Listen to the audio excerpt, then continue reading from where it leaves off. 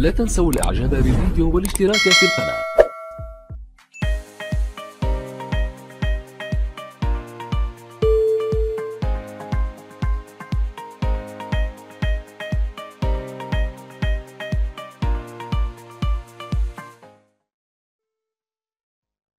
Notre séance pour aujourd'hui sera une séance d'application, une séance d'exercice. Elle va se concentrer sur l'application des deux leçons que nous avons déjà travaillées, à savoir les parties du corps d'un animal, une leçon de langue, et les adjectifs de couleur. Bien évidemment, avant de se mettre à la correction des exercices et à effectuer aussi d'autres exercices d'application, nous allons d'abord faire un rappel des deux leçons. Commençons par la première leçon qui est les parties du corps d'un animal. Alors, comme on a déjà découvert dans la leçon de langue, il existe des parties des corps d'animaux qui sont communes. Ça veut dire qu'on trouve chez tous les animaux. Donc, on a la tête, les yeux ou l'œil pour le singulier, on a l'oreille et les oreilles pour le pluriel. Donc, tu dois faire attention au fur et à mesure pour mémoriser l'orthographe de ces mots. On a le cou, le dos, qui s'écrit avec un S à la fin, les pattes, et faites attention aussi pour l'orthographe de pattes, ça ne porte pas un accent circonflexe, comme pour son homophone, pâtes, qui veut dire des pâtes, des spaghettis, des macaronis, etc. Donc, la poitrine, et on a le ventre. Ensuite, nous avons découvert les parties du corps qui sont spécifiques pour chaque catégorie. Par exemple, pour les oiseaux, tous les oiseaux ont des ailes. Bien qu'il y en a des oiseaux qui volent et d'autres qui ne parviennent pas à voler, comme les coqs, les poules, etc. Ils ont des plumes qui couvrent leur peau. Donc l'ensemble des plumes, ça signifie ou ça veut dire plumage. Il y a aussi le bec. Il s'en sert pour picorer les graines. Il y a la crête qu'on trouve sur la tête, comme une couronne sur la tête des volailles, et les barbillons. Ensuite, pour le chat, ainsi que pour le tigre, le puma, le lion, et pour la plupart aussi des félins, ils ont des moustaches, un pelage, un museau. Ils ont le flanc, ce sont les côtes. On dit alors flanc droit et flanc gauche. Ils ont une truffe et des griffes. Un autre exemple, la chèvre, comme pour la vache, le mouton, le cheval, etc. On a un pelage. Et pour le mouton, on dit toison, c'est la laine. On a les sabots pour la chèvre et pour tout d'ailleurs. On a une barbiche, le flanc aussi. On a les cornes, une bosse pour un chameau. Il y en a un chameau qui a deux bosses et le dromadaire qui en a une seule. Et une crinière pour un cheval. Donc on découvre au long de son dos. On la découvre aussi chez le zèbre, oui. Bien. Donc je vous propose de corriger ensemble l'exercice à la partie « Je m'entraîne » qui figure sur ton manuel, page 148. Alors tu ferais mieux de prendre ton livre pour corriger en même temps que moi. Bien, la consigne c'est de renommer chacune des parties du corps de ce chien. Donc nous avons A, ça correspond dans l'image à la tête. Oui, très bien.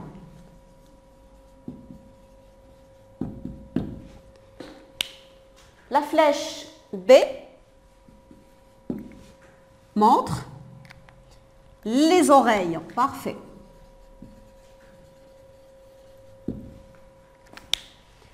La flèche C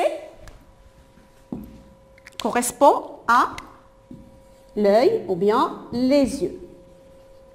Bien. La flèche D montre la truffe. Tu dois faire aussi attention à l'orthographe de mot truffe. Nous avons double F. Flèche E qui renvoie aux pattes. Donc, patte postérieure et patte antérieure. La flèche F qui montre le dos. Et la dernière flèche qui renvoie à la queue.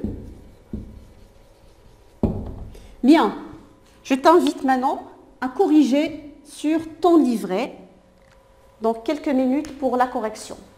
Avant de passer à l'exercice suivant.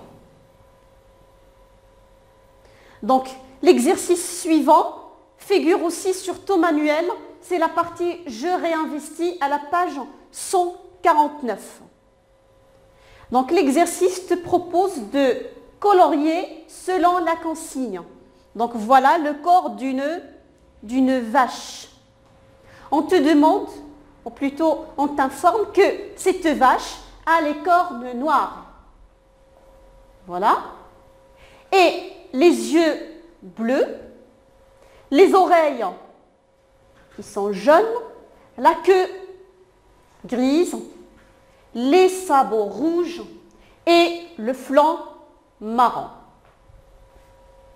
Alors, j'espère bien que tu as réussi à colorier et à respecter la consigne. Donc voilà, je te donne la correction.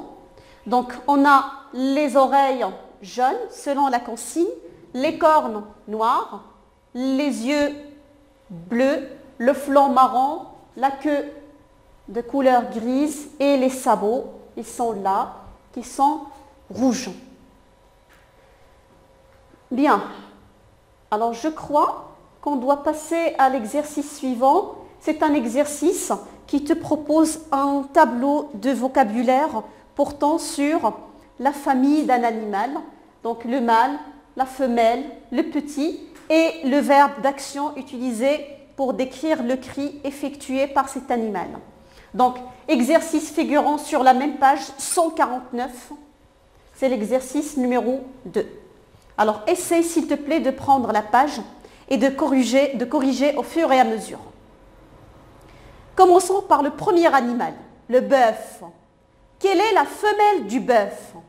La femelle du bœuf, c'est évidemment une vache. Et on appelle leur petit un veau. Le cri provoqué par cet animal est décrit par le verbe d'action meugler. On dit alors la vache meugle. Passons à la ligne numéro 2. On a louve pour la femelle. Pour le mâle, on dit loup. Un loup et une louve. Le petit est appelé louveteau, un louveteau. Et le cri utilisé, c'est hurler. On dit le loup hurle au sein d'une meute. Bien. La ligne suivante, nous avons le verbe aboyer. Le verbe aboyer. Donc ce verbe est employé pour décrire le cri de quel animal? On dit par exemple, j'ai entendu des aboiements pendant toute la nuit dans la rue. Alors qui peut bien aboyer dans la rue? C'est bien évidemment un chien. Donc le chien pour le mâle, la chienne pour la femelle, le petit on l'appelle chiot et aboyer pour le verbe d'action décrivant le cri. Bien, passons à la ligne suivante, on a le lionceau. Le lionceau, c'est le petit d'un lion. Oui, et pour la femelle, on dit lionne. Le verbe utilisé pour le cri, c'est le verbe rugir. On dit un lion ou le lion rugit. Il n'y a rien de plus effrayant que le rugissement d'un lion. On en est tous d'accord. Donc pour la ligne suivante, nous avons la brebis. C'est la femelle du mouton. Donc il donne un agneau pour le petit. Et pour leur cri, on peut utiliser le verbe bêler. On dit la brebis bêle ou bien le mouton bêle. Bien, pour la ligne suivante, nous avons la chèvre. Une chèvre, c'est la femelle d'un bou. C'est la femelle d'un bou. Pour le petit, on dit chevreau ou encore on peut dire biquet. Les chevreaux ou les biquets. Si vous vous rappelez l'histoire de la chèvre et les 7 petits chevreaux. Pour le verbe, on peut utiliser soit le verbe bêler ou le verbe beugler. On dit la chèvre beugle ou bien la chèvre bêle, comme un mouton.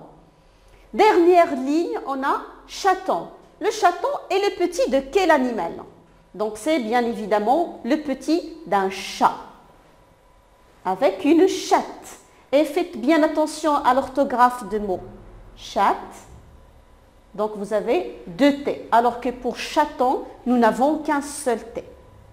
Et pour le verbe, écrivant le cri, on utilise le verbe miauler. On dit le chat miaule. Le chat miaule. On peut aussi utiliser le verbe ronronner, un ronronnement, pour le bruit qu'il provoque lorsqu'il est satisfait, lorsqu'il veut dormir. On dit le chien ronronne. Bon, alors voilà.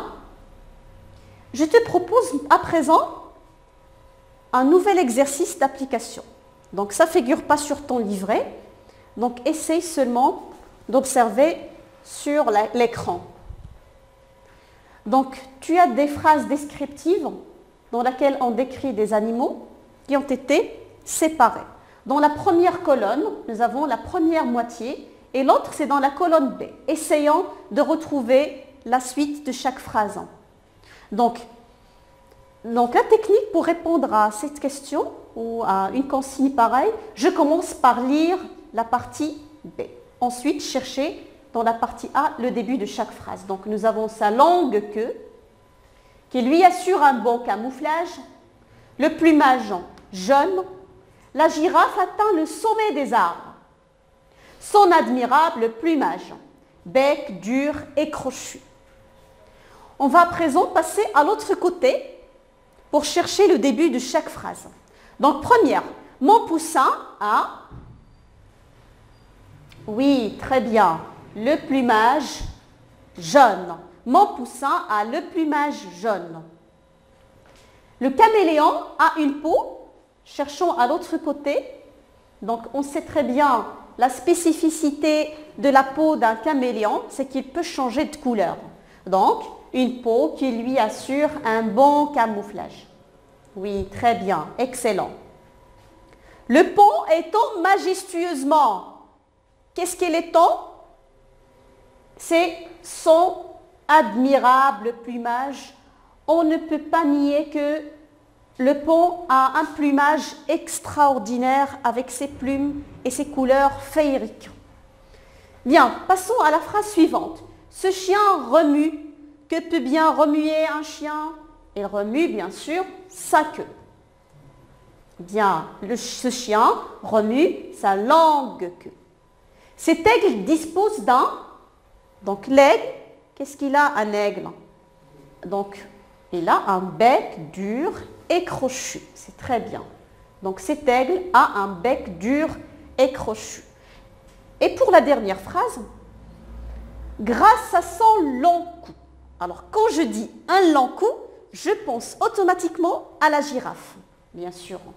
Donc grâce à son long cou, la girafe atteint le sommet des arbres. Bien, j'espère que tu as pu suivre la correction. Passons à l'exercice suivant. Donc c'est un exercice un peu amusant. Amuse-toi à résoudre ces devinettes. Ce sont des devinettes qui portent sur les animaux. Donc je lis la première devinette. J'ai la peau grise. Je suis gros et fort. Grâce à ma trempe longue qui me sert de main, je mange et je prends mon bain. J'ai de larges oreilles, des pieds circulaires et des défenses en ivoire. Alors, qui suis-je? Tu as pu résoudre l'énigme? Oui, très bien, parfait. C'est un éléphant. Oui, c'est l'éléphant qui a une trempe longue. C'est l'éléphant qui a de larges oreilles. Parfait. Passons à l'autre. Je suis très petit de taille. J'ai une longue queue et j'adore le fromage. Un chat? Vous avez dit chat? Oh, il faut que je me file. Alors, c'est qui parle ici? Qui a peur des chats? Qui se sauve à la vue d'un chat? C'est bien évidemment une souris. C'est très bien, magnifique. Donc voilà d'autres devinettes. J'ai la peau rose. J'ai un groin et une queue en tire-bouchon, en spirale. Je suis gros et mes pattes couvertes, ou plutôt pardon, courtes. Je vis dans une porcherie. Qui suis-je? Donc une queue en tire-bouchon, une queue en spirale, ça nous fait penser à un cochon. Parfait, c'est très bien. Devinette numéro 4. Quel est cet animal qui parle? J'ai une crinière et je ressemble à un cheval, donc ce n'est pas un cheval, qui aurait mis un pyjama blanc à rayures noires. Donc il a la peau rayée de noir, blanche et rayée de noir. Qui suis-je alors? Tu as trouvé la réponse? Très bien, oui, c'est un zèbre, oui, c'est bien, parfait. Bon, alors passons à la leçon numéro 2, exercice d'application pour la leçon des adjectifs de couleur. Alors rappelons que les adjectifs de couleur, il y en a des adjectifs qui s'accordent et d'autres qui ne s'accordent pas. Ils s'accordent tous les adjectifs de couleur simple qui expriment la couleur. Rouge, bleu, vert, beige, brun, blanc, jaune, roux par exemple. Donc ce sont des adjectifs simples qui expriment la couleur. Donc ils s'accordent en genre et en nombre avec les noms auxquels ils se rapportent, comme d'ailleurs tous les adjectifs qualificatifs. Mais il y en a d'autres qui ne s'accordent pas. C'est le cas des adjectifs composés de deux mots. Quand on a deux adjectifs pour une seule couleur, par exemple vert clair, rouge vif, bleu marine, blanc cassé, ils gardent la même forme pour le masculin ainsi que pour le féminin, pour le singulier ainsi que pour le pluriel. On dit par exemple une jupe vert clair, sans accorder l'adjectif vert ni l'adjectif clair. On dit des robes vert clair, sans mettre ni un S ni un E du féminin. Donc c'est la règle générale pour les adjectifs de couleur composés quand on utilise deux mots pour une seule couleur. Une autre catégorie, ce sont les adjectifs de couleur tirés de nom. Exemple, orange, marron, argent, cerise, caramel, crème. Ce sont des adjectifs de couleur aussi invariables qui ne changent pas d'orthographe, que ce soit attaché à un nom masculin au féminin, singulier au pluriel, etc. Et nous avons aussi vu quelques exceptions, par exemple pour l'adjectif rose, pour l'adjectif pourpre, il y a aussi l'adjectif mauve, etc. Bien. Là, je vous propose un exercice qui figure déjà sur ton livret. C'est à la partie « Je m'entraîne », exercice 3, page 153. Alors s'il te plaît, prends la page sur ton livret afin de pouvoir suivre et de corriger au fur et à mesure. Bon, la consigne est la suivante. Entoure la bonne forme de l'adjectif. Donc on va se référer bien sûr au nom ou au groupe nominaux caractérisés pour pouvoir choisir la forme correcte de l'adjectif. La chatte est. La chatte est. Vous avez gris, grise et grise avec un ES. La chatte, c'est bien sûr un nom féminin singulier. L'adjectif convenable étant grise. C'est très bien. Les chevaux de cette écurie sont bruns, brunes ou bruns. Donc, qu'est-ce qui est décrit dans la phrase? Donc, ce n'est pas l'écurie, bien sûr, ce sont les chevaux. Les chevaux, va-t-on dire brun ou brune avec un ES ou brun avec S, sachant que les chevaux, c'est un nom masculin pluriel.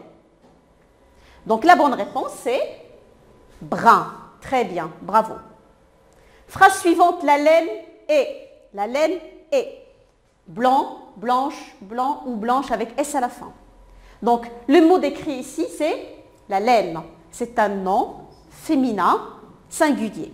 Très bien. L'adjectif convenable alors ici, ça ne doit pas être blanc, bien sûr, parce que c'est masculin. Ce n'est non plus blanc avec S, parce que laine, ce n'est pas pluriel, non plus blanche avec un ES, mais plutôt on a l'adjectif blanche. On dit alors la laine est blanche. La laine est blanche. Phrase D. Les cornes de cette vache sont noires. Noir avec E, avec S ou bien avec un ES.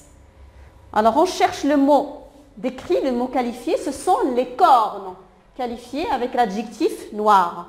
On va utiliser bien sûr la forme noir avec un ES, puisque le nom corne est un nom féminin pluriel, noir, qui porte la marque du féminin pluriel ES. Ce batracien est vert, verte, vert avec S ou verte avec un ES. Donc ce batracien est vert, bien sûr, qui est un adjectif masculin singulier. Un autre exercice dans lequel tu vas réutiliser les adjectifs de couleur. Ces adjectifs de couleur que tu as découverts pendant la séance de langue. Alors, premier corpus. Ce batracien est vert. Ce batracien est vert. Essaye d'utiliser le même adjectif vert avec les autres groupes ou pour qualifier les autres groupes nominaux. Donc, dans la première phrase, nous avons la grenouille et... Donc, qu'est-ce qu'on va dire? Comment va-t-on écrire l'adjectif vert? Alors, je vais porter la correction au tableau. J'écrirai uniquement l'adjectif faute de temps. Donc, je vais dire la grenouille est verte avec un E à la fin. Bien. Corpus suivant, les crapauds. Les crapauds sont, je dirais, les crapauds sont verts, bien évidemment, en mettant un S à la fin, puisque crapaud est masculin. Les grenouilles sont vertes. Les grenouilles sont vertes. Je mets un S et un E et un S comme marque de féminin et de pluriel. Bien. Cet écureuil a le pelage marron. Adjectif marron, c'est un adjectif tiré de nom, dérivé de nom. Donc on a dit dans la règle que l'adjectif marron ne change pas d'orthographe, il est invariable. Donc on va dire ça que et. Donc je vais mettre 2. Marron pour le premier exemple. Il a quelques poils marron aussi, sans changer d'orthographe. Il a aussi des oreilles marron.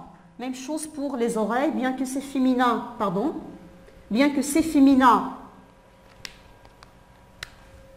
pluriel, je ne dois pas mettre un S parce que marron, c'est un adjectif invariable. Donc, autre exemple, une peau rose tendre. Une peau rose tendre. Adjectif de couleur composée. Donc, c'est un adjectif invariable, ce qui signifie qu'on va utiliser la même forme pour le féminin, le masculin ou le pluriel. Donc, on dit sa crinière est rose tendre. On va écrire rose tendre. Donc, rose tendre pour tous les groupes nominaux. Les barbillons rose tendre et les crêtes rose tendre. Bien, dernier exercice. Une devinette. Devine lequel de ces oiseaux parle. Je n'aime pas la couleur bleue. Je n'aime pas la couleur bleue.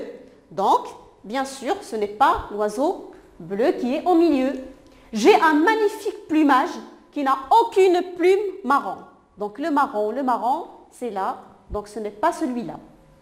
Je suis très loin de l'oiseau vert. Donc, cherchons l'oiseau dont le plumage, la plupart du plumage est vert. Donc, c'est celui-là. Donc, ça ne doit pas être cet oiseau. Je suis, ou plutôt mon bec n'est pas jaune.